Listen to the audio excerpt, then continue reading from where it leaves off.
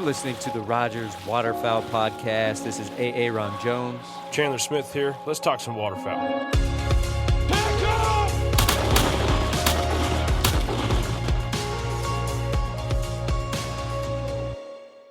Probably my first encounter, let's call it, with Final Approach was at a sportsman show in Oregon, and I met Bill Saunders, who was selling calls at the time, and he had these blinds in the back of his booth, and I mean we've been hiding in cornfields in Pennsylvania for, since I was a kid.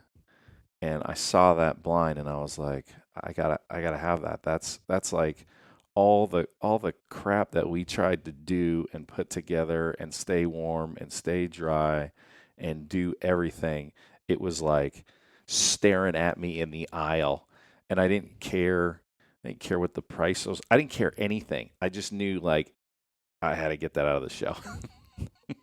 So I grabbed it right there, I bought it right there, and I ran to the truck, and I just went home, and I was telling all my buddies, like, you are not going to believe what I found today.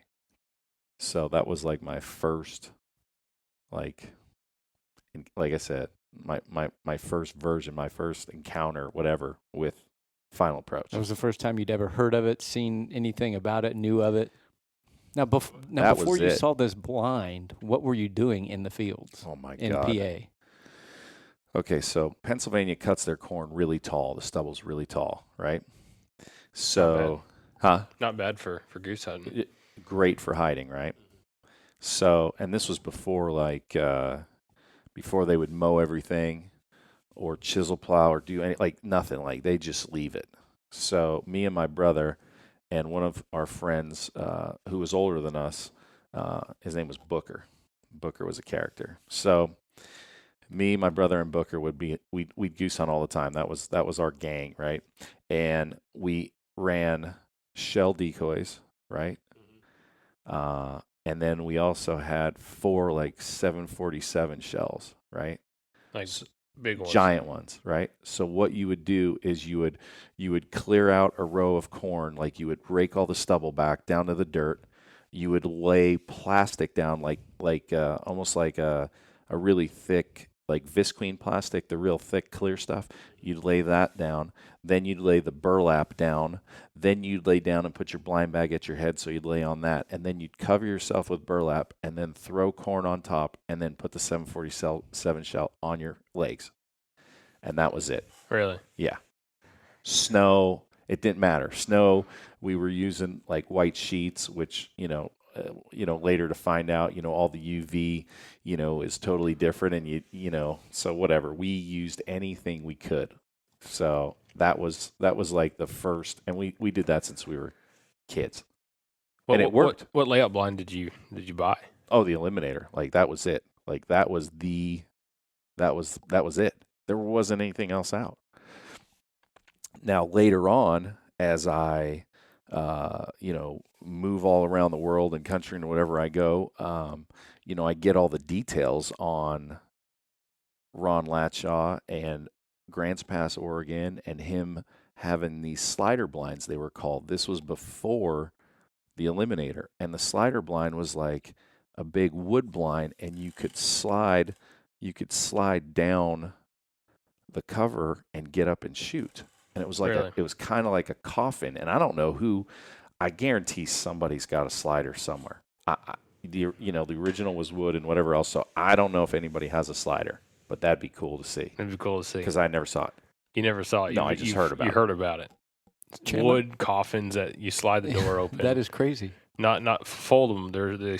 They slide out like a window or something. Yeah, and I mean there were so many stories about that, and Bill Saunders or Latchar, those guys, obviously that was the start of it. Bill was in pretty early with Ron, because Ron was in Oregon, Bill was in Washington guiding, and they had crossed paths somewhere, and then everybody kind of got in the picture and got with Latchar, because he had that idea, just totally changed waterfowl hunting on dry ground. Oh yeah. Oh, field hunting, never was the same. No. At all. No. At all. Chandler, who are we talking with today? Mario Friendly from Final Approach. He's out here for Waterfowl weekend from Oregon, from the West Coast. The original FA stomping grounds. I mean, this is surreal, basically. You know what I mean? From a brand that that really made my first real impact in hunting, like a product that really changed the way I hunted. I've gone full circle all the way around in the hunting industry and worked for a couple companies, and now I have the pleasure of working for Final Approach and kind of helping it move in a direction. It's, guys say I'm living the dream. You see them at a sportsman show or something, living the dream, and they're basically like throwing shade on it. Mm-hmm. Like, bro, I am living it. Like, this is what I live for. This is it. Yeah. That's cool. It's kind of the storyline between there and crazy. And you remember FA from 93. I know till now. I know every company that it was sold to and sold, you know what I mean? Like Ron. So history, if anybody out there doesn't know, or, it's hard to follow. Not everybody gets, the industry or was in the industry or even followed it. But so Ron Latchaw sold Final Approach to Kolpin Outdoors. Kolpin was making like some ATV accessories and some other stuff. So Kolpin Outdoors bought it. They were in Wisconsin. And Ron was still heading the company. He was in charge of the blinds, and then later, when they got into Kolpin, they went into decoys and everything else. So it was more of an investment move. Ron still had a job. He was head of, Final Approach, and they pushed it. And then they started getting all these guys on board, and Saunders was on board, Bill was on board, Sean Mann was on board, Jeff was on board, Foils was on board, and Grounds was right in there too. Grounds was on board. So I mean, you had the biggest names, in the industry on that brand. So, and it was like going full speed. Now, take like 2 steps back, and you have Fred Zink, who was with Ron early as well. And I don't know the whole story or what happened, and Fred wanted to do his own thing or whatever happened, but so Fred splits, and he has his own company, and he's making calls and doing stuff, and all of a sudden he gets involved with Avery Outdoors, and now they're making layout blinds, which was once again right off of Ron's design. So then that whole chapter starts. You know what I mean? So then Kolpin had it, and they ran with it for a pretty good run. I mean, they added duck decoys, and they added goose decoys, and they added some accessories, and they really took the input of Saunders and Foils and Ground. You know what I mean? Products were being designed for those guys that they wanted. You know what I mean? Like what they needed. Like Foils wanted this. Grounds needed that. Sean Mann wanted, a lower blind to be in Canada. I mean, all this stuff started, and they were really humming and making stuff that everybody wanted and needed because everybody hunted different. The cool thing about it was Sean Mann's in Maryland. You got Grounds in Illinois, right? You got Foils. Well, Foils is Illinois too, so they're kind of in that. But Foils was going everywhere. He was hunting everywhere, and so was Grounds. And then you have Bill. You got Saunders way out west. So you had everybody. You had all parts of the country, all styles of hunting, everything. You name it. Yeah, you know what I mean. So that was a huge deal. So you have Kolpin that makes its run, and then Kolpin gets sold to Bushnell, and Bushnell buys it, and then they do a bunch of stuff, and I believe that's when Latchaw started to get out of it, or he got his money and kind of was done with what was going on in that corporate style. And then when Bushnell took it, Jeff Foils was kind of he was like their go-to guy. He was like he really got pushed up. Him and then it was pretty much him and Bill Saunders were kind of the lead there. Grounds was kind of on and off doing his thing, and I think Sean Mann was kind of doing his stuff too. But then when you had foils, then John Vaca, who you guys know from over here, John was involved obviously the whole time with Jeff Foils, but then John was really instrumental in doing a lot of stuff with Final Approach at Bushnell, and those guys were hustling and doing their thing. And then, so there's another sale. Then Bushnell changes their name to ATK, which because they started buying other things, and that kind of starts into a conglomerate.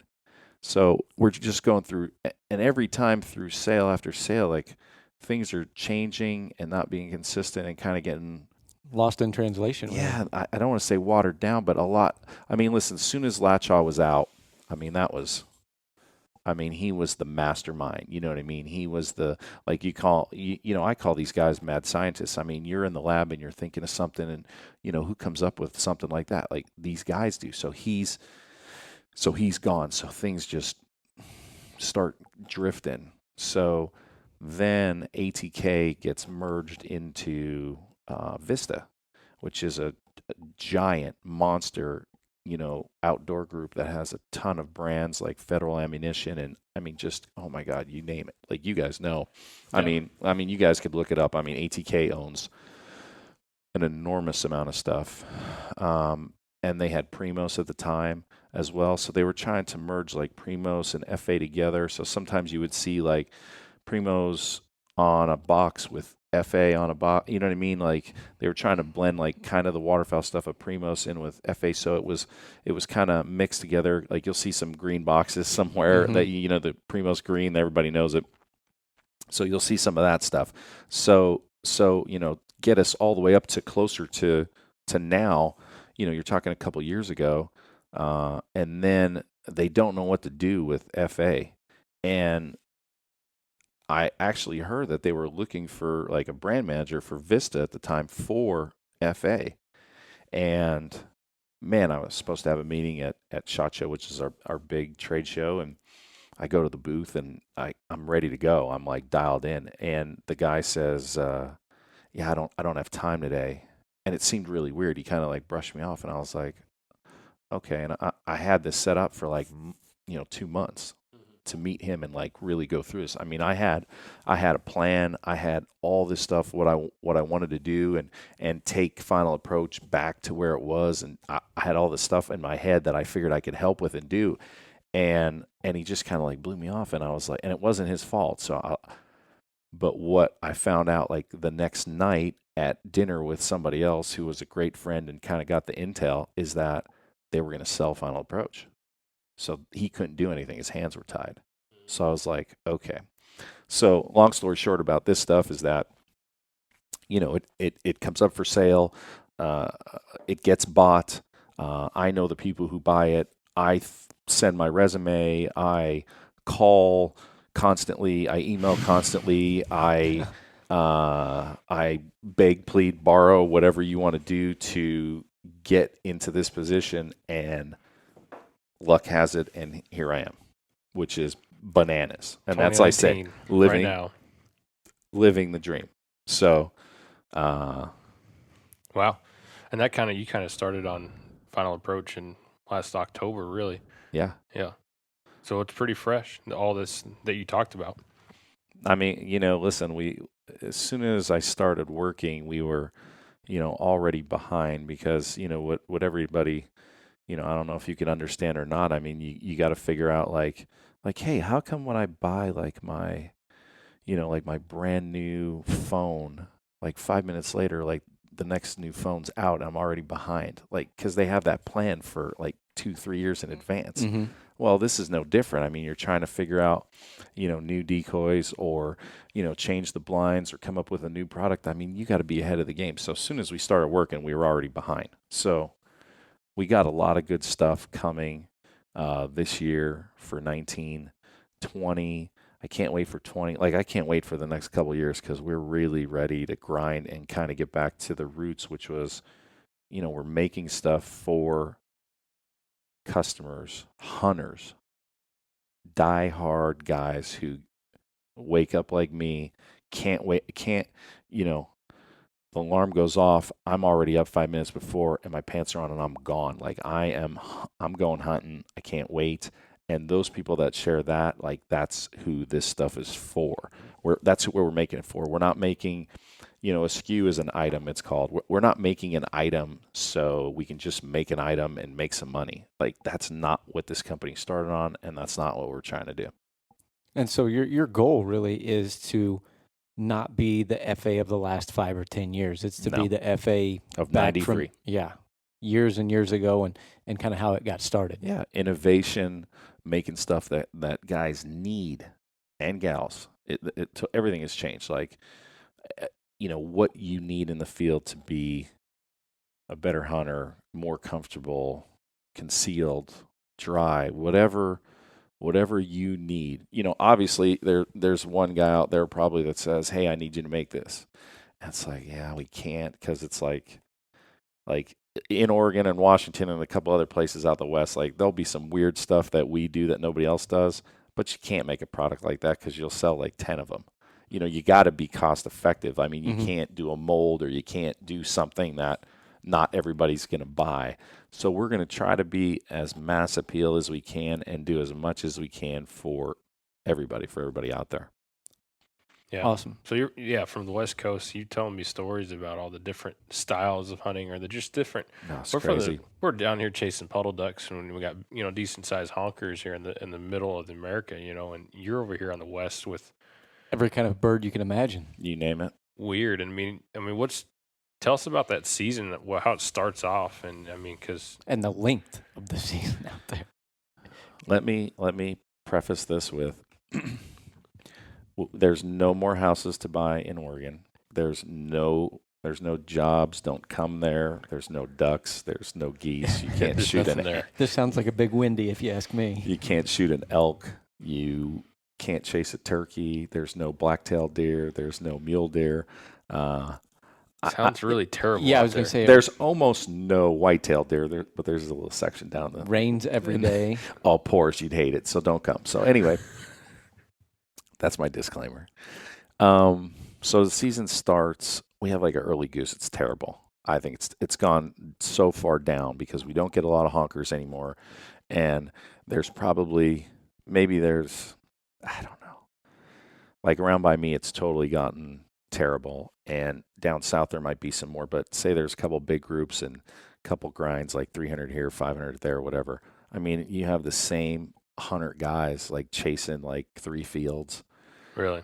I mean, not that many, but it's not good. So September starts, and guys bang on September and get going, and that's cool. That's awesome. I wish it was better for a lot of guys because it's it's dry out, it's nice out, and you can really smash 5.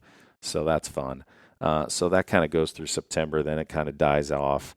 And then, just the seasons like the end of September, the end of August, archery deer starts, and then rifle starts, I believe the end of September. So then that kind of kicks off, and a lot of guys will do a lot of big game and then kind of get into waterfowl.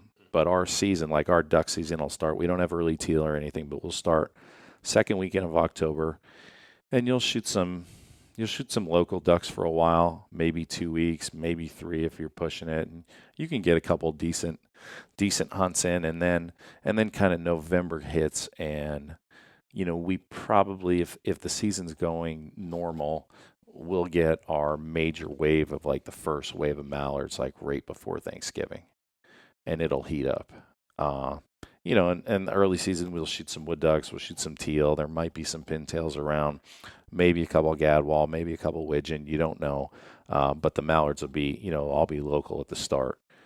So that kind of kicks off, and then there's 3 periods of goose because they chop it up. So the goose season's separate from the duck season. So the first period is only like 8 days long, and that happens like the last weekend of October, I think, and it's out. Comes in real quick and it's out. Is it usually good? It depends. It depends on how much is pushed down because that's pretty early for the geese. I mean, we'll start seeing some birds come, but not a huge amount. So then you kind of go through there, and like I said, the mallards, you'll kind of get going at Thanksgiving pretty good, and then like this year, I think it's like the 23rd of November, the second period will start. And that's usually the period. And that goes long. That goes from like November 23rd this year. It goes like January 10th or 9th, somewhere in there. So that's a long stretch.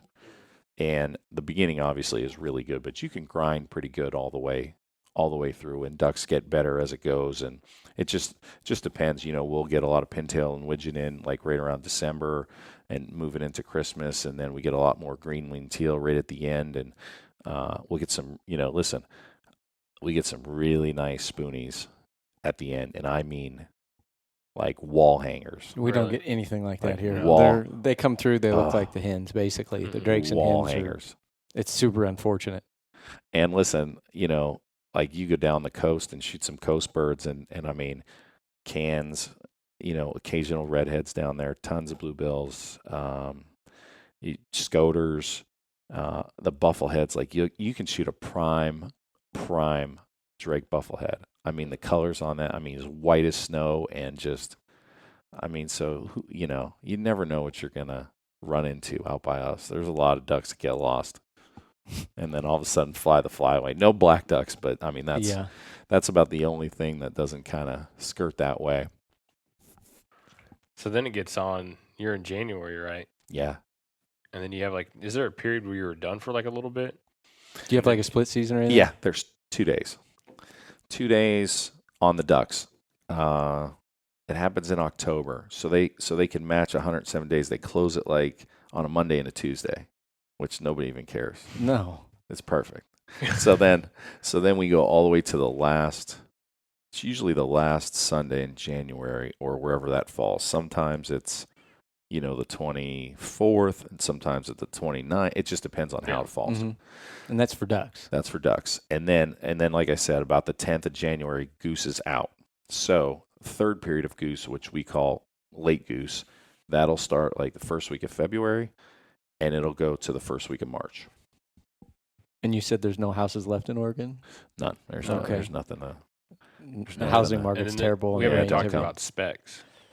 I wish we got a lot more specs, but we're starting to see some more. But the specs and the snows pretty much bypass us. Like they'll come down in September at night and just go right over us and head to Klamath Falls, which is southern Oregon, and then into Tule Lake, California, and then down to the Sac Valley. And listen, I can tell like when we're banging on birds, and all of a sudden it's starting getting stale and birds are moving out. I can pretty much get on the phone and call my buddy Steve, who's in Sac Valley, who runs Cupped Up Straps. I can call Steve and be like, hey, 4 days, like you better like work for the next 4 days and then get off for like the next 5, because you're going to, like, they're coming. And he always, like, the first time he did it, he's like, man, shut up. He's like, it stinks down here right now. We're not shooting anything. And, like, that was, like, on a Tuesday or Wednesday or something. He calls me Sunday. He's like, oh, we banged them today. We were just mashing. All like, yesterday, he's like, I couldn't even call you yesterday because everybody was calling me. And I was like, bro, I told you they're coming. Like, I'm not joking. So we're pretty fortunate to to kind of have what we have. I guess that's what you get for dealing with the rain that we get. Yeah. You know what I mean? So you're telling you have duck clubs that are maybe kind of normal for what people think about here, but you also have the Columbia River, which is some different style of hunting that's just kind of different on that coastal West Coast. Yeah, you have the river systems. You have the river systems. You have, there's, everybody's idea of a duck club is, I don't know. I could tell you how the ones are out by me. Really, the duck clubs out by us, it's like, we don't have a ton of property, so it's not like, hey, certain spots of Washington, Eastern Washington, and Eastern Oregon, you got a lot of property.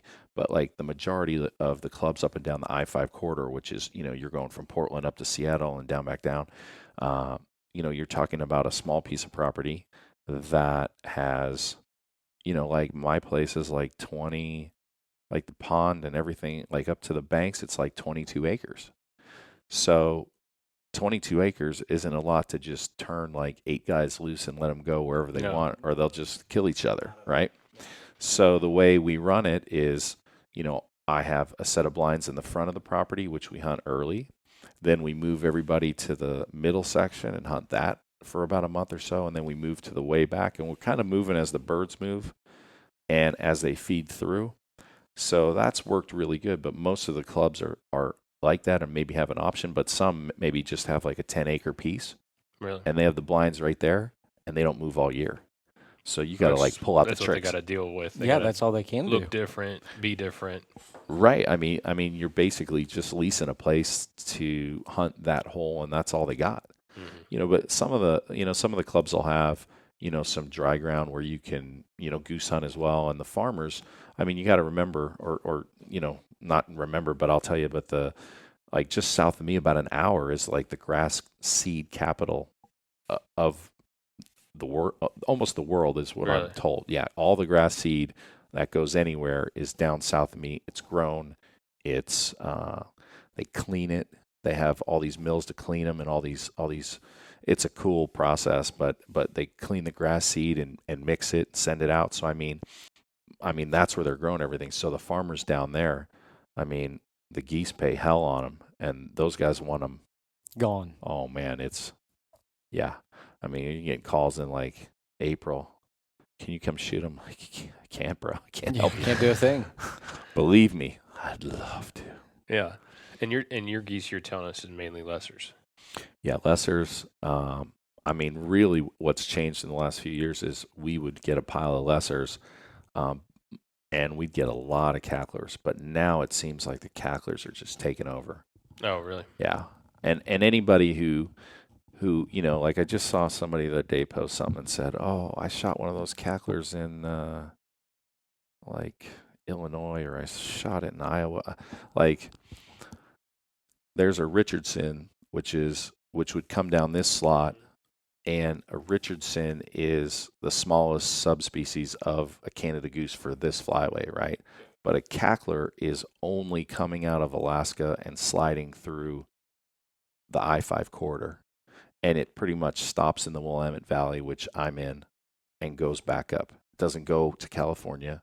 You'll have some other geese that look like that slide down to Chico and down that way.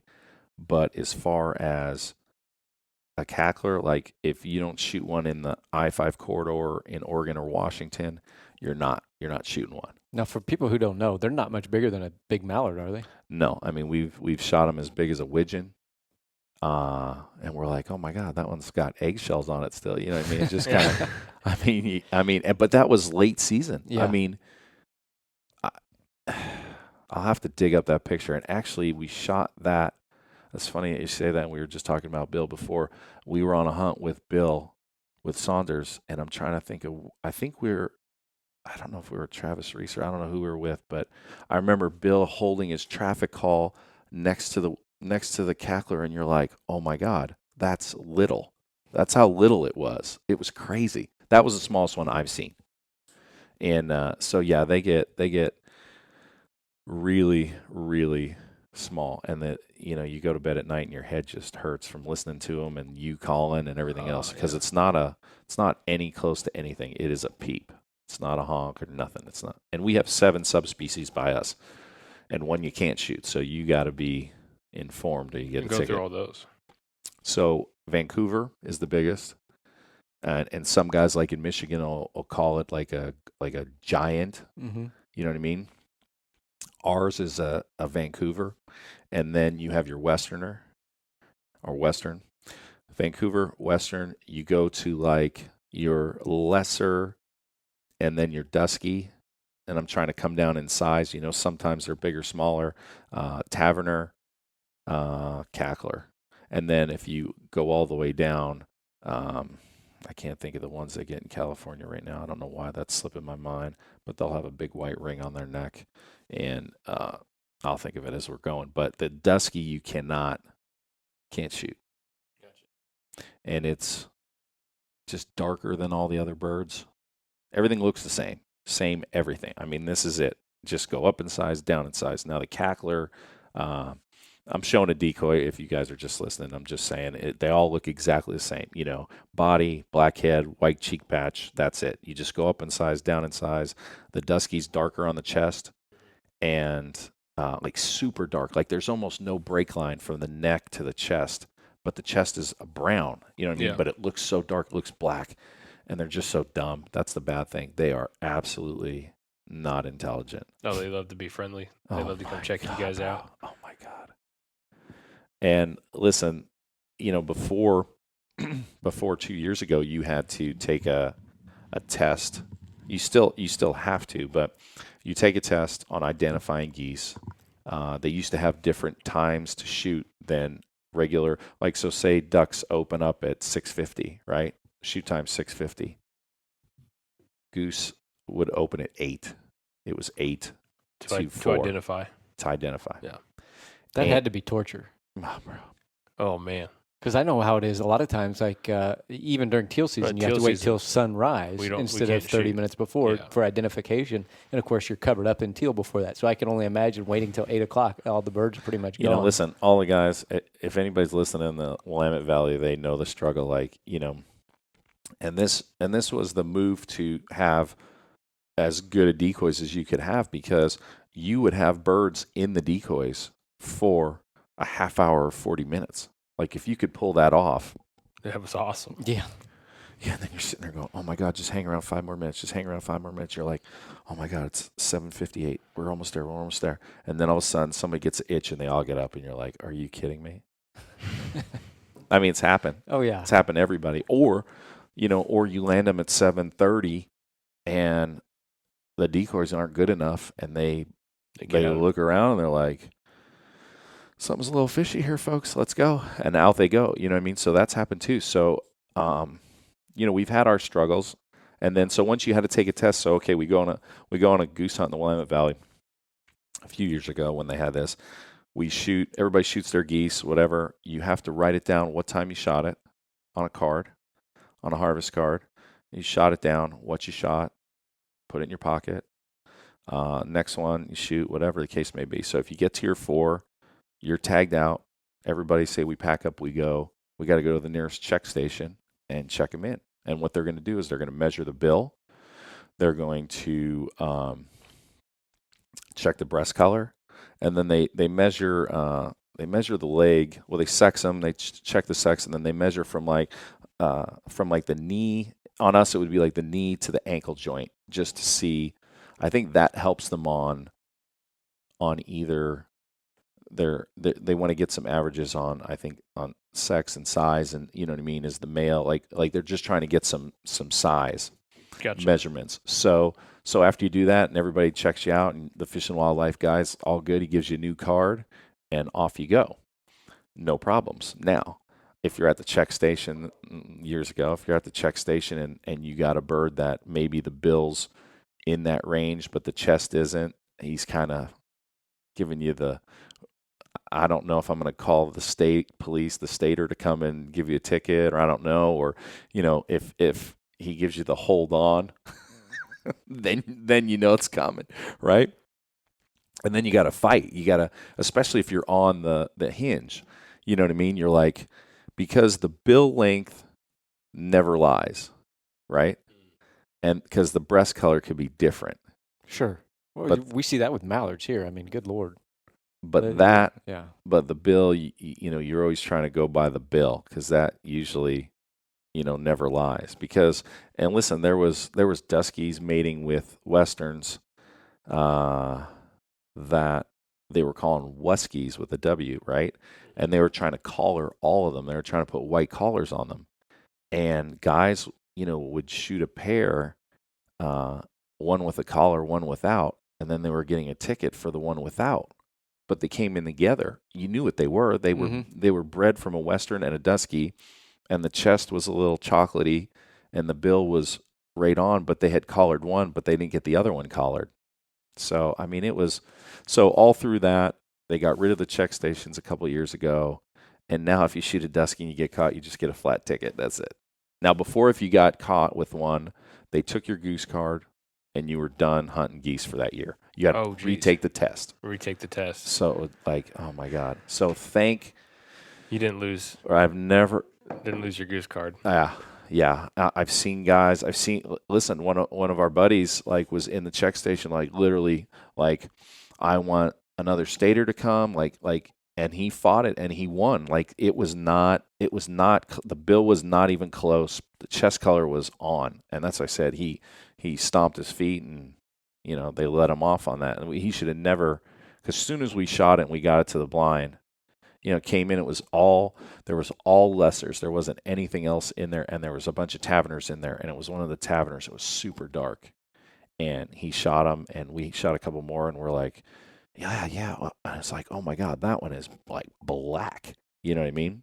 But the bill, like I said, the bill doesn't lie. So, gotcha. So it's an interesting area. So everybody's got their challenges. Mm-hmm. Yeah. So we got some stuff on the table in front of us here. Yeah. And I kind of want to talk about it. We got some new stuff. Yeah, we've been talking about some geese. We got some new geese. You guys just got them in. Yeah, there's a lot more. Tell us a little bit about what these are and what's coming in and what changes got made. So I'll start on the decoys. So like the main thing on the decoys is we didn't have a chance to update the carvings or do like a major, retool, let's call it. So the best thing we can do for this year was we upgraded the plastic and upgraded the paint scheme. If you've had some FA decoys in the past, the best thing that I could say is they've absolutely been durable paint-wise. You know what I mean? Listen, there's some batches that were made in a couple different factories on some of the changes, when it went from company to company that, wasn't good. What are you going to do? I can't correct any of that. That was in the past. But I can tell you now, the paint scheme is a lot more lifelike. The colors, the plastic, the paint adhesion, everything on that right now is as good as we can get it on that carving. Well, right out of the gate, I'm picking them up, and I noticed they're a lot lighter. They're a ton lighter. Absolutely. And so that's the change in the plastic. Yes, okay. That's the change in the plastic. And I wouldn't say that they're like a super soft decoy, but they definitely have some give to them. So they're not like a super crazy, insane hard. So guys, plastic. if you're listening to this, if you're one to jump, we'll have a video version. You can look at exactly what we're talking about. So if you're listening, you go back, fast forward, maybe, I don't know what we had, 40 minutes roughly somewhere in there, and check out some of these lessers. We're holding the active and a feeder and all that, just new paint. You could squeeze them, and you got a little bit of give there, and I wanted a little bit of give, so if you're throwing stuff in the trailer or in bags and they're bouncing off each other, you do have enough give, but I didn't want to put a lot of give in there, so you got dents and you're trying to pop them out or anything else. We're just trying to be as durable as we can, and on this carving and what we can do, I think we did pretty good. I mean, when you see these next to the old ones, it's gonna blow your mind. Yeah, they look very realistic. Yeah, mm-hmm. Yeah, we did pretty good. Now the specs. So you revamped the lessers here, and then you revamped specs as well. Yeah. So the thing we did on the specs is we actually went to we got a new head carve. Well, there's 3 different heads we had carved to fit those, because like the older ones, I get it. You're just trying to go and save money and do what you can. Molds for everything, for bodies, heads. I mean, everything costs a fair amount of money, and if you don't want to spend it, you just kind of sit on it and make what's due. So the lessers were the same as the specs. They, unfortunately, they had the cheek patch kind of carved in them, and the new spec heads, they don't have that. I mean, it is a true spec head that we could fit on this decoy, and we got it dialed in, and the paint looks pretty good. We didn't change much on this paint. I kind of thought we were looking okay there, so I didn't want to make crazy advancements there. So, but you changed the plastic like you did in the lessers. Correct. All the plastic this year. All the plastic is just, like I said, a mix, a little bit softer. Steal that one, yeah. And and upgraded the paint on most of them too. This one we didn't, but we did upgrade the head on this on the spec. So there's just a couple things. We're just trying to get a couple things done before we really go into a big, retool come 20 and 21 and, down, in the future as we go. We did do a new stake system. So it's a little easier to manage because everything was on bases stands. Yeah. So, we went to a stake system to just kind of get some more motion and, heck, you can grab these decoys and pull them right out with the stake on. You could push them in the ground with the stake on. They're pretty tough. So I'm happy with the toughness of it and the durability. So, but that's always been. Yeah, the fiberglass stake's not metal and won't bend. Right. So, right. That's metal got bases, sometimes you run up, step on them, run them over or something like that. You Yeah. bend them, you got to bend them back. Yeah. They're never quite the same. Yeah. And there's a hook there for the bungee to kind of keep that going, and you got your movement and, your legs, let's call it. So that's what went through there. The honkers. I'm excited to see the honkers. We haven't received them in yet, but they're coming. Yes. So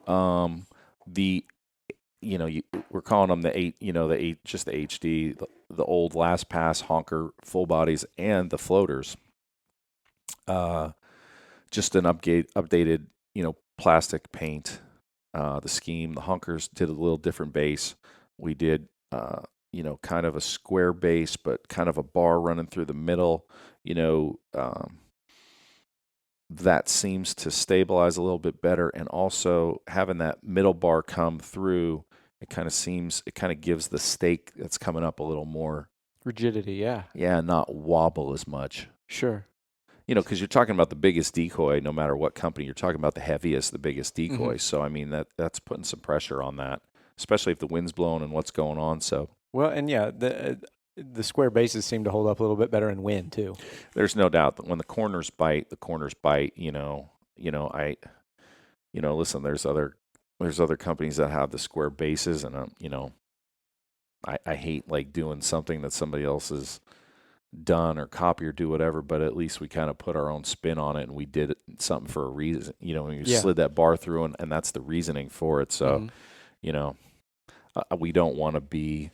We don't want to be a copycat, and this, some stuff's just going to happen sometime. Well, sure. Unfortunately, I don't like doing that. So you revamped all the geese, or you revamped the honker, the lesser, the spec, the goose floater. The HD goose. The HD goose floater. Sure. The standard floater, which is that's the number one seller for everybody. Absolutely. We didn't touch that because that thing's bulletproof. We didn't even bother with that. Yeah, it's a great price point. It's a little bit smaller goose, just one non-flocked head, but other than that, right. Yeah. But you fill them, you use them as fillers, I've seen them. We flocked head on some, and they look great when you start flocking heads on them, like ourselves, and just a good old skew. Yeah, absolutely. This is a great item. And since they're a little smaller, you can grab a ton of them. Yeah, a lot of guys in our area here, they they have the little duck spread, then they buy a 6-pack of those FA. It looks killer. Yeah, they for throw confidence. Them out to the side. Sure. Yeah. Confidence or anything else. So, I'm trying to think of what else. The only other decoy that's not here yet, that's coming, I think, on a couple containers soon, is the mallards. I'm stoked to see those. And we updated the paint scheme, the paint, and the plastic as well on the mallard floaters. So this will be the live series mallards. They're coming. And those are kind of off the old Life Crafts. They've just been revamped. Yes, again. Pretty much. And we wanted to label everything, on where we want to go in the future here. Pat Godden, who's now 16-time world champion carver, carved those, and it's just a sweetheart of a carving and a decoy, just awesome. And Pat's just such a good dude, and we wanted to kind of give him justice on the paint job, because the paint job wasn't justice before. I know, listen, you think about it, you work on something for a couple 100 hours or whatever, and then you send it off and get it molded, and the mold looks awesome, and all the details in there, and then you get a paint, and you're like, oh, crap. Yeah, that's not cool. So, and I've had that conversation with Pat and a couple other carving guys. It's tough. That's a tough one to bite. One thing I will say, so everybody out there, gets it. Like the biggest thing is if you see the blue logo, I mean, this is the biggest change. If you see the blue FA logo, it says FA Final Approach. You see that means it's new. That means it's been revamped. It's coming right. for 2019. Reworked, yeah. It's anything in the red boxes or the green boxes or any boxes you or see. the tan boxes. Yeah. White boxes. Yeah. Anything you see is old. It's just an older SKU. And listen, we you guys have a lot of stuff that you're getting rid of. That's old stuff. That's still great stuff. It is absolutely. I mean, and we got some killer this deals. Weekend, like the killer prices on stuff. My God. Mm-hmm. So there's an awful lot of stuff to go through. The new decoy boxes, we didn't really waste. Like, I'd rather save our money and put it into the decoys. Like, really, the boxes just have FA stamped on them, and it'll just tell you what it is. Yeah. You know what I mean? If you want to yank them out of the box, come see them at the store, like, come on. Jump on YouTube exactly. or we'll have media whenever we have the videos up. Yeah, and we'll have a ton of pictures and everything. I get that because, and I can respect that as a consumer, as a customer. Why add $3 to $5 or however much to make a really cool graphic on the outside of the box? Why not just do a brown box and roll that savings into the consumer, the final user, and save them $3 to $5 for however much a printed box costs? Yeah, because I'd rather take that $3 to $5 and put it in a fund and make a new mold, or get something that everybody needs. You know what I mean? Like, let's use our money wisely. Let's do something. So, and listen, for the amount of online sales that you guys do, and when people come in the store and what's going on, like, they know what they want to buy, or if they want to see something, they want to open it up, they just open it up. Mm-hmm. You can see all the pictures online. Videos that we do. Yeah, and it's just, I don't have to catch your eye in the store. You know what I mean? The product's sitting out, it looks cool, you're going to gravitate to it. Like, if however old you are, whichever part of Final Approach you grew up going through, I hope you went through a good portion of it, because that's where we're kind of going back to. If you were in the great portion way ahead, like at the beginning, like that's where we're going. Yeah, something in the back here that you talked about right at the beginning, and I think I don't know if anybody's noticed the camo pattern on the right. So what do we have on against the wall there? It's mine. Oh, I love it. Listen, the flagship blind for this company, the flagship SKU, the item that changed the waterfowl world was the Eliminator, okay? When that was made, and I believe Ron's wife sewed the first bunch of them, like herself. Really? No kidding. And like I have my original Eliminator is older than my kids, and it's in my shop, and no BS. It's in original shadowgrass, and it sits in the shop, and I have Raffy on it, and I use it whenever I need to. And it's still, there's no rips in it, there's no tears in it, like there's no bent bars, like it is a stud. So we wanted to kind of go back to where we were, like I said. So this is in original shadowgrass. It is the pattern. I'm on the Mossy Oak Pro staff. I've been affiliated with Mossy Oak for like 16 years. I don't know. It seems like forever, and the first question I get, no matter what show or where I'm at, is, oh, man, you guys should bring back old shadowgrass. That was my favorite. I had a jacket, or I had a hat, or, man, I had this, or I had that. And that, to me, is – and when we got the sample in and I looked at it, I was like, we gotta order more, because I'm telling you, I mean, you guys look at it. I mean, it's amazing. It looks amazing. Yeah, when I first saw it, I just like something a little bit more contrasty, a little bit more darker, because, I'm putting lighter grass on it potentially, or I'm on the side of a pond where I need to put dark greens, or, who knows. It's just, it's a different look. It's not, you don't have to mud it down. I mean, it looks, the material and the darkness looks, great. It looks badass. Like, I'm so happy that looks the way I knew. I was hoping that it was going to, I knew it would look like that, because that pattern is just so, that pattern kicks ass. Well, and there's probably some young guys listening that are not familiar with this pattern. So and if you're not watching, if you're just listening, it's basically the bottomland pattern with then grass over the top. Right. That's how they made that, right? But it's not heavy grass. It's just kind of here and there. So it's dark, but it's got some hints of highlight coming through, and it looks awesome.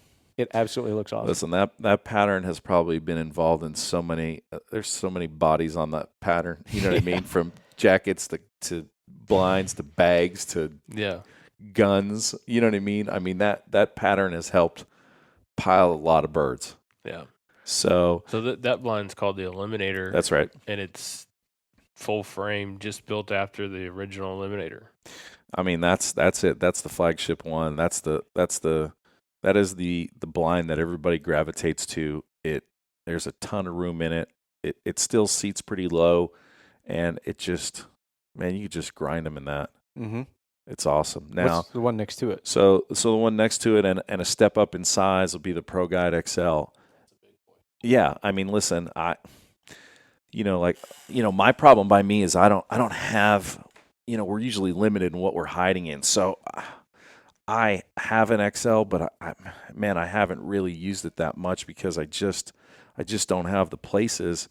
And to be honest, I get in there and I'm swimming. I'm not a little guy, but I'm just not. I get in there and even with Money, like me and Money get in there and he gets behind the headrest is where I put the dog. It's like I got too much room. So this is full frame, just like the Eliminator, a little bit bigger, lots of room. If you're a bigger guy, I love it. Get in there. You know what I mean? That's for you. I mean, that is absolutely for you. You got a big dog, that's for you. Like if you want to put them in the blind with you, this blind has a ton of room. If you want to teach your kid how to shoot and you want to send them in the blind with you, that's it right there. That's probably the biggest blind we carry, isn't it? Yeah, I mean, I think at one time we carried some two-man layout blinds, but I don't think we do anymore. But those went away pretty quick. That's the biggest thing. Yeah, you could sit your daughter or son right in the middle there in front of you and open the doors up for them and just come up and get them going in the tradition. That'd be awesome. So once you go XL, you come down to the Eliminator. The next one is the SUB, and that's full frame up front. Nothing down by the foot bag, so you can fold it up, pack in, flatten it out, throw it in a truck, a flatbed, into the back of a pickup, and it fits. I mean, you can go that route with that one. That, out of everything, that's the most versatile blind for me because I can get that blind anywhere. I can get it on the side of a pond. I could shoot a fence row with it. I can that to me. Like, listen, the Eliminator is my favorite, hands down. It is awesome, but I can't use it everywhere I go just because of the size. Mm-hmm. And sometimes we got to put 8 guys on a fence row, and everybody's got to be, literally blind next to blind next to blind. I mean, when you flip your doors over, you're hitting his doors. I mean, we're tight because we don't have that much space. So we're usually running SUBs, and we're running them all tight. And so that's the most, that's the most efficient for me. Once you come down from the SUB, you get to the X-Lander, which is, I remember when Ron, that was the second blind that came out. I mean, he wanted something that was like low profile and the lowest. And I remember I had one, and it was in old Shadowgrass. I remember that very, very well. And you could put it in a field and be so low and so hid, it was just dirty. You know what I mean? You can get into a crop field that didn't have really high grass, and you could just disappear. And plus, you could pack it in anywhere. I mean, you can go anywhere with that because it folds all the way down. Absolutely. I was going to say, I've still got an X-Lander from, it's in Max 4, and I want to say I probably got it in like 2007. So it's going on doubt, right in there. 12 years ago. Yeah. Long time ago. Yeah. And then you go to the Express, which is really just, a backrest that you could pack down so small, and I mean, you could hike that in for miles if you had to go somewhere and literally get in and throw some grass on it. It has no real frame. It's almost like a sleeping bag with just a backrest, and you could just, forget it. Yeah. Side of a pond, those things are dirty because they're just nothing. And what we wanted to go back to is, this is what the company was built on. So we're making sure that all the blinds, all the aluminum, everything we're using is upgraded to the standards that it was before. So there's no issues. And some guys are going to break them. And, you stand up and on the bars we're working on a couple things to make some stuff sturdier and whatever we're trying to do. But right now, I'm feeling really good about the blinds that just showed up. Sure. Like super excited. And the rest of the blinds are in shadowgrass blades. Only the eliminators in old shadowgrass. Maybe we'll have a little something for you for. I was going to say, yeah. Can we expect any other changes there? Maybe we'll have a little something for Christmas or something for you. I'll see what I can figure out. But okay. But one thing to talk about too is I'm going back to roots once again. We started with mossy oak. We've always been a 2 camo company, kind of going back and forth. I've been always affiliated with mossy oak, so we really did an exclusive this year with them, and we're hoping to just build that relationship and go that route. So everything you'll see this year is in a mossy oak pattern. Yeah. Love it. So we've talked about geese, we've talked about ducks, we've talked about blinds. What else can we talk about? Listen, we got some accessories. You guys just got the bags in, the decoy bags. We're not trying to be too crazy. We're just trying to have bags for, the duck hunters, the goose hunters, nothing nuts, 6 slot, 12 slot, honker bag, lesser bag or spec bag, floater, you can throw your floaters in the 6 slot bag. That's mid-sized goose. Obviously the 12 slot for the ducks. So we're just trying to build some durable stuff. And, we want enough stuff that people can represent the brand in it. Sure. And if we can, if you left Final Approach because stuff was bad, I'm just telling you, we're absolutely coming back for everybody that rep that brand and wore a hoodie and, before hoodies were cool, you know what I mean? And before all this stuff was cool, like this company was the start. Sure. We got some, the Texas rigs came out super cool. Like I said, you see the blue logo. Mm-hmm. As soon as you see the blue, it's new. Coated steel, coated egg weight, which I think is great. Everything's coated on the back of that package. You read that you got coated steel and then coated egg weight to protect your decoys. So you're not, exactly. If you're having to carry them around and stuff, that the lead not coated could bang off paint and stuff. Yeah. So we're doing everything we can to kind of, do our spin on everything. And this has been in the line. Like I didn't change that. I won't take any credit for that. So, but that's good. But it's good solid. Decoy line. It is. Texas rig for sure. And there's a couple different things. Listen, I'm not, and listen, I want everybody to understand. I'm just working as hard as I can for the company and doing, what I can do. In no way, shape, or form is this an I company. There's a lot of people putting a lot of time into this. I'm just the biggest mouth, so I'm here. Yeah. I'm the yipper. But the one that's actually gaining most celebrity status would be money. Yeah, my dog is, he's the star of Final Approach. Bro, he's at home right now. He doesn't have to do anything. Yeah. Yeah. It's like you go to Kansas City, you sell something. I don't need to do anything. Yeah, bro. He's exactly. He's the star. Yeah, he's a pecker. Yeah. No, listen, old money. Money's going to be, actually money just turned this past month, just turned 12. It's bananas.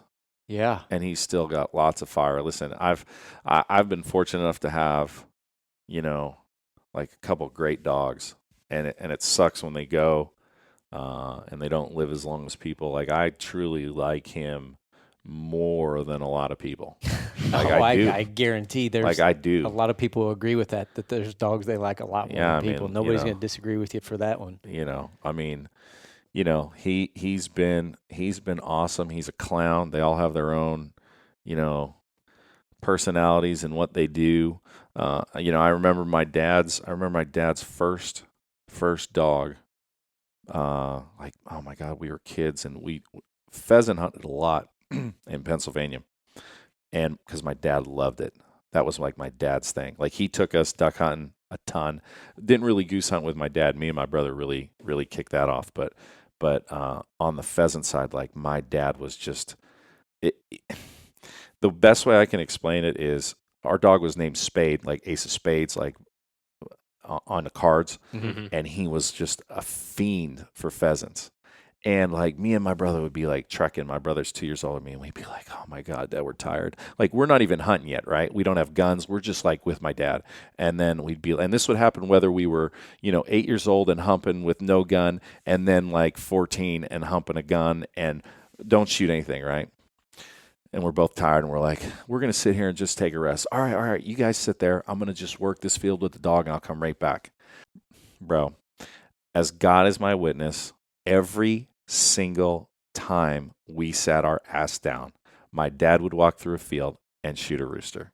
Really? It was, bro, I already knew what was going to happen. I already knew. So then if we said we were tired and taking a break, like I didn't say, I know you're going to shoot when I'm going to go with you. I know I was going to sit down and watch my dad and Spade work through this field and shoot a rooster and come back. It was automatic. I don't know what it was. I'm telling you. If my brother was here, he'd do the same thing. He'd say every time we sat down to eat something, get a drink, take a break, my dad would shoot something. Automatic. And that dog was great on ducks. He was a fiend on pheasants, like nobody's business. So that was the first dog. The second dog, I'm trying to think. So we went Spade. Smokey was the second dog. Spade was small, was like 60. Smokey was like 90, like through ice. Now, what type of dogs are we talking about? All black labs. All black labs. Listen, okay. There's only one color for me, bro. I don't know, and I don't know girls. Like I'm a male black lab guy. Like that's my partner, that's my buddy, that's it. So Smokey was the second dog, and he was the same way. He was incredible on pheasants. He was awesome on big honkers because he was a big dog. He was great on ducks. But the other thing, he was such a pecker when he saw another animal, like Thanksgiving morning. I'll never forget. I was like a junior or a sophomore in high school. We'd hunt every Thanksgiving morning. We'd go pheasant hunting or duck hunting or whatever. We were duck hunting. We were hunting Thanksgiving morning no matter what. And he finds a skunk. Oh. And a skunk comes running, right? And what does he do? He can't leave it alone. No. He's got to go get it. Never leave it alone. And the bad thing is the skunk got to the hole and got in the hole. And he grabbed him right as he was getting in the hole and had to go down the hole after him. And that's when he got lit up. And there's no getting that smell. Bro. Out of it. And at this time, my dad owns a panel van, okay, for work. So guess what? There's no throwing them in the pickup, bro. It is me, my brother, my dad in the panel van with the dog. And how'd your eyes not water? How did you keep the van on the road?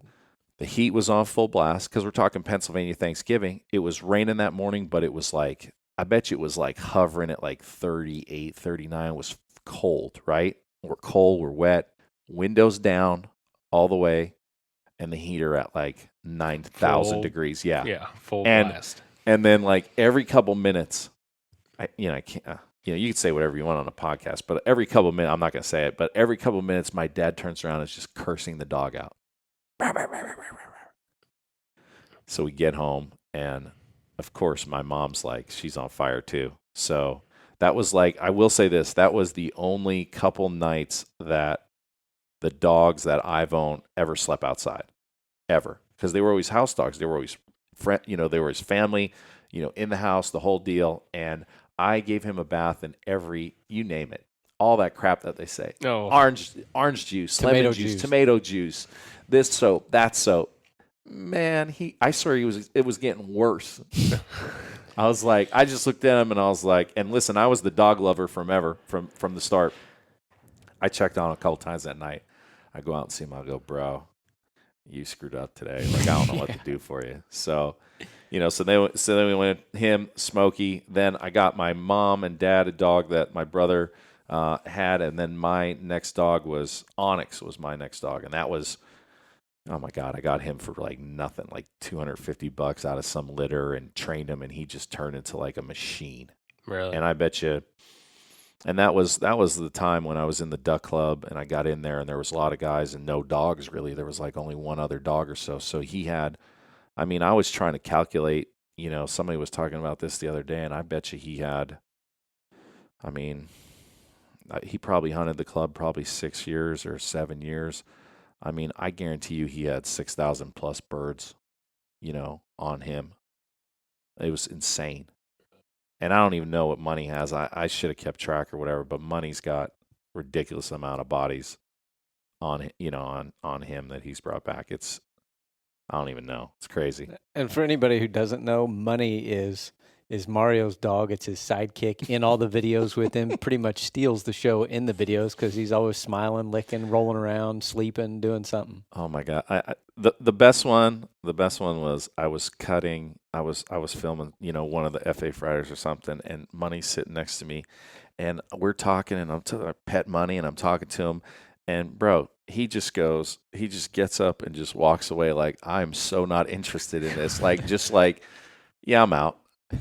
And I was like, I looked at him, I was like, what are you doing? Like, you just walked off. Like, I understand you don't understand, but like, you can't walk off set here. Yeah, what are you doing, bro? Like, so he's a clown, dude. He's good with the kids. Everybody in the neighborhood loves him. Everybody sees him. He's just a lover. He's awesome. So yeah. And everybody that has a dog, no matter what they have, they know what I'm talking about. So absolutely. We're all dog people here too. Yeah.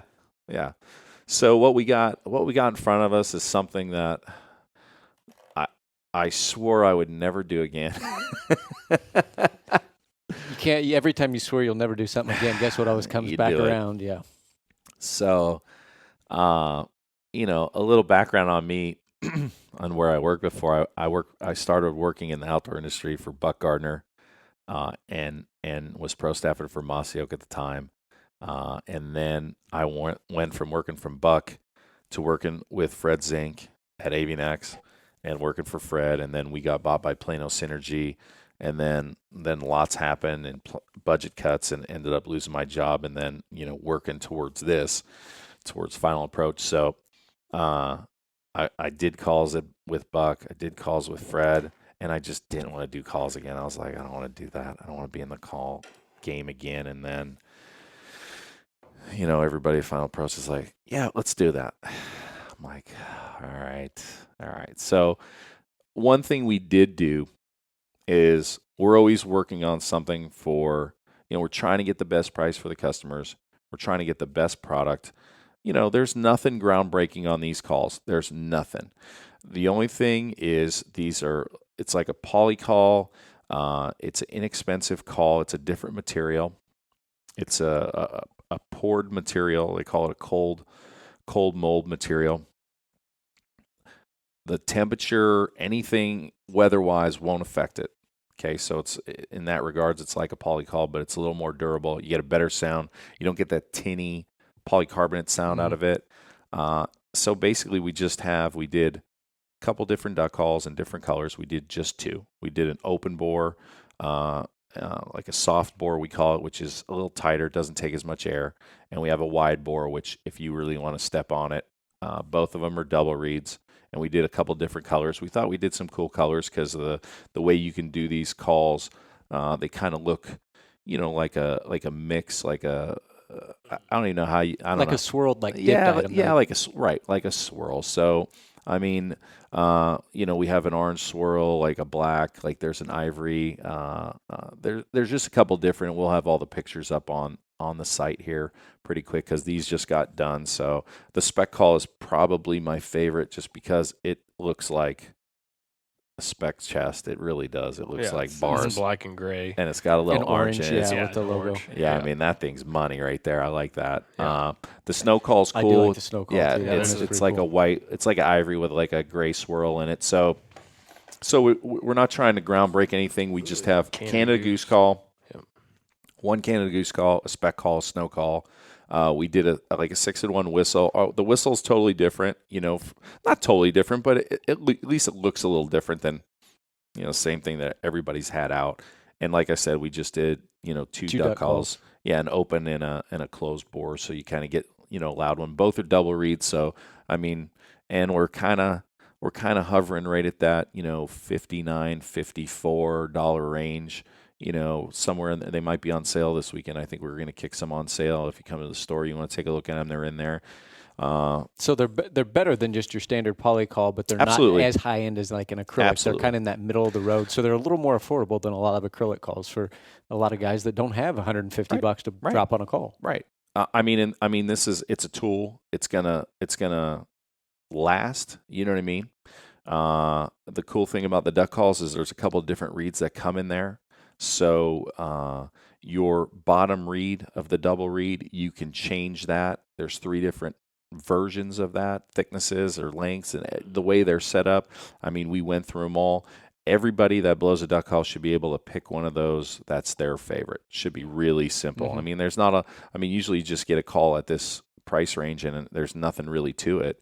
You just get it, and if you don't like the way it's tuned, then you fling it in the drawer or you sell it. Mm-hmm. This is kind of a little kit that I'm hoping when you get it, you could pick one of these reeds and be real happy with it. The other thing is, if you're a single reed guy, you could take that double top off and it'll run. I've ran it a couple different ways, so you can run the living heck out of it as a single as well. You just got to pick the right reed so you do it.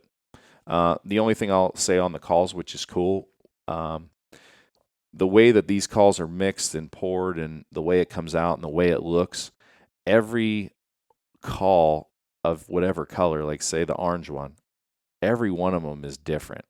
Like, you will not have a call. I mean, obviously the black one or the gray one, like you don't get that much of a swirl, so it is what it is. But if you get one of the swirl ones, I guarantee you're pretty much getting one of a kind, because they do not come out even close. No, they don't. To, nothing about them is similar.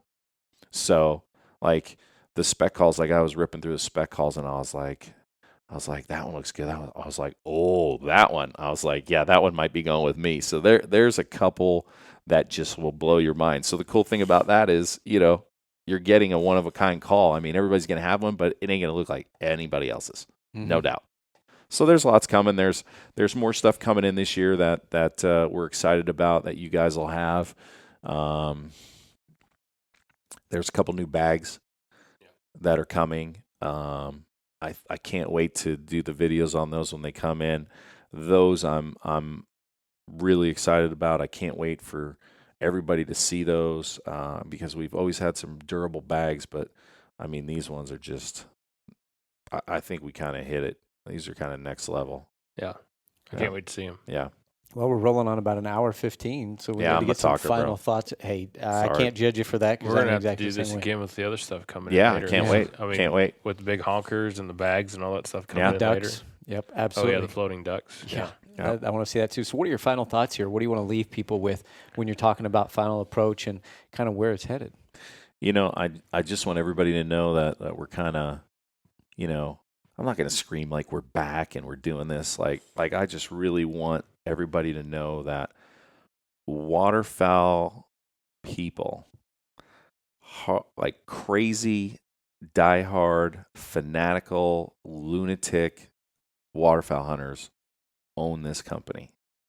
And I am one of them that gets to work here. So the folks that are involved in this company are just as bananas about chasing ducks and geese, like that I could point you in the direction of. There's a lot of companies with all the corporations and everything that's kind of gone on in the past few years in the hunting industry, and some of it's gotten watered down because somebody's calling, like say the company is public and you got to answer to some shareholders. Well, you just can't do something. You say, hey, we're going to change the spec decoy and put a new head on it. Oh, that's going to cost us money. You're not going to do that. That's going to take our margin down, and we can't do that. Shareholders don't want to do that. They don't care. But it's like, but the spec doesn't look right. The head's all messed up. It makes the decoy look like crap.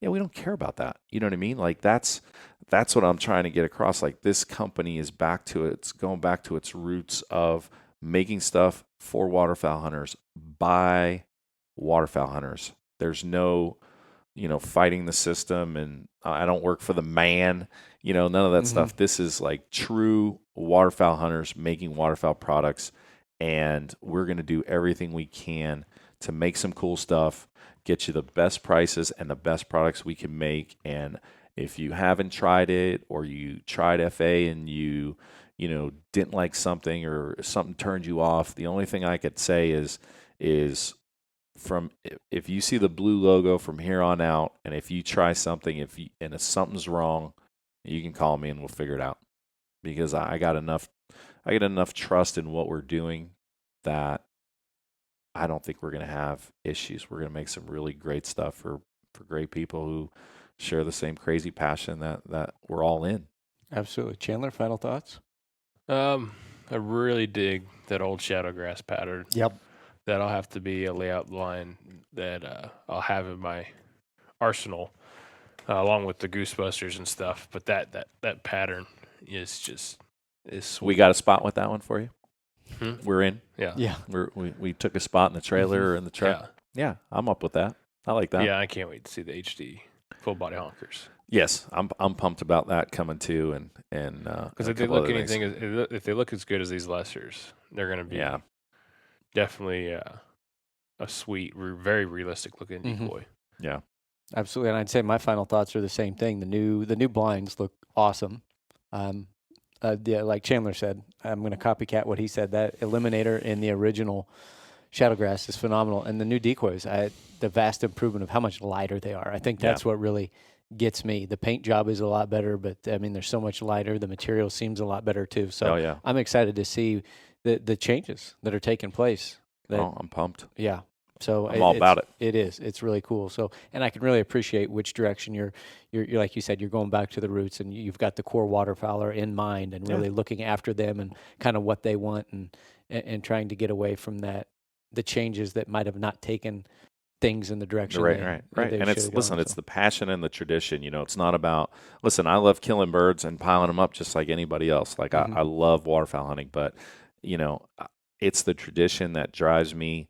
Like I love it so much.